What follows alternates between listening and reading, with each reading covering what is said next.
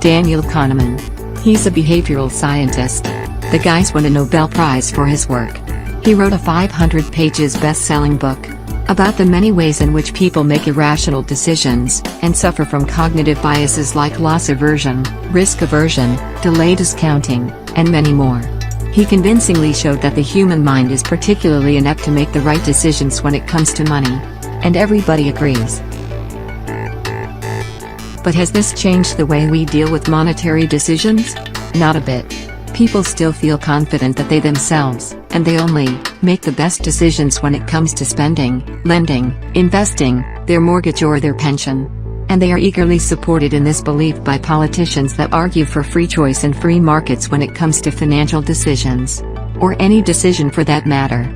And if politicians recognize that financial decisions are maybe not always optimal, they resort to things like financial education, which has repeatedly been shown to have zero effect.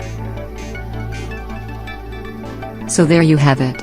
Psychology is pretty clear and unanimous about the irrationality of financial decision-making.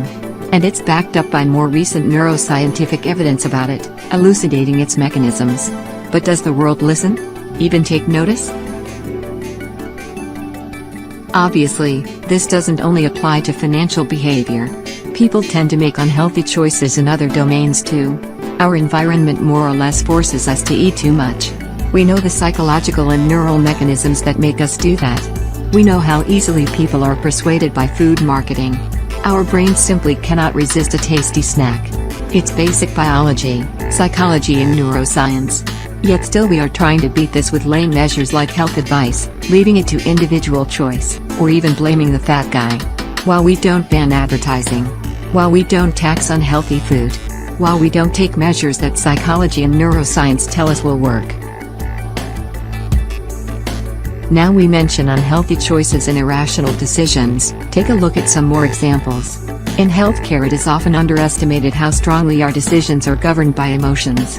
That is why most doctors and healthcare organizations still think that the irrational fear of vaccination can be countered by giving people proper information, by educating them. Yet psychologists can tell you that countering emotional arguments with facts and rational arguments mostly tend to strengthen irrational beliefs. Similar mistakes are made when it comes to managing side effects of drugs. The more we talk about these side effects, the more information we give about them, the more likely they are to emerge, due to psychological phenomena like availability bias and the brain's inability to effectively manage probabilities. And the irrational fear of side effects this evokes will harm drug compliance. Don't think it's only individual choices that can be improved by psychological insights. Since the 1980s, society is suffering from the collective belief that nuclear energy is dangerous and should be eradicated. This is mainly due to some high-profile accidents in Chernobyl and Fukushima, which evoked massive fear and panic among the general public. While in reality, the effects of these accidents were minute compared to the loss of life that other sources of energy have caused. If one calculates the deaths per kilowatt-hour for each energy source, it is immediately clear that nuclear energy is by far the safest form of energy production there is.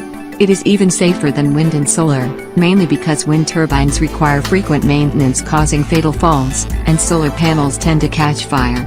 If we would have recognized the irrationality of this fear, we could have saved ourselves from the huge problem of global warming we have to face now.